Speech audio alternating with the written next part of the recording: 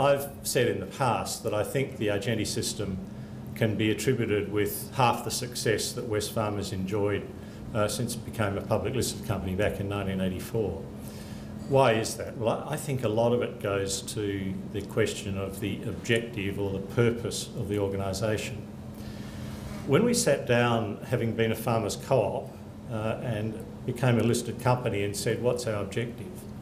The obvious thing would have been for us to say, to be Australia's great agribusiness. We had then about 80% of our profits coming from rural-related activities, principally CSBP and the old Wesfarmers rural agency business. And as we sat there and we talked about this at a senior level, we said, gee, why do people buy shares in our company? They don't actually buy shares, and all of you have bought shares in your life. You don't buy them because someone wants to be Australia's best agribusiness company. You buy them because you hope they'll give you a better return than if you buy the shares in that other company over there.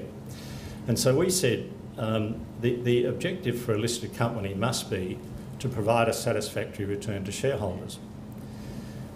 We didn't say to maximise return to shareholders, you might note, because again, we found the Argenti instructions pretty useful. Argenti says in this, who are your beneficiaries? And we said, okay, the beneficiaries of this company are the shareholders. What's a realistic objective you can set? You can't say maximise our returns to shareholders, or because you'd all realise every day we make suboptimal decisions. And if it's not every day, it's every second day. And so we said the objective is to provide a satisfactory return, and we define satisfactory as being in the top 20% of companies over rolling 10-year periods.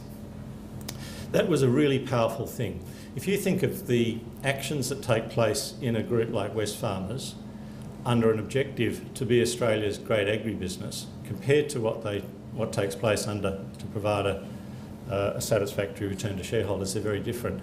Under the former, you're likely to spend a huge amount of activity, if not all your activity, trying to find opportunities in the agribusiness sector, even though that sector may be quite unprofitable. And you see that time and time again when people have that sort of operational objective. If, on the other hand, your objective is to provide a satisfactory return to shareholders, it really made the world our oyster. We equipped ourselves with people able to evaluate things, and we evaluated a heck of a lot and occasionally took them, and ended up with very high shareholder returns as a result.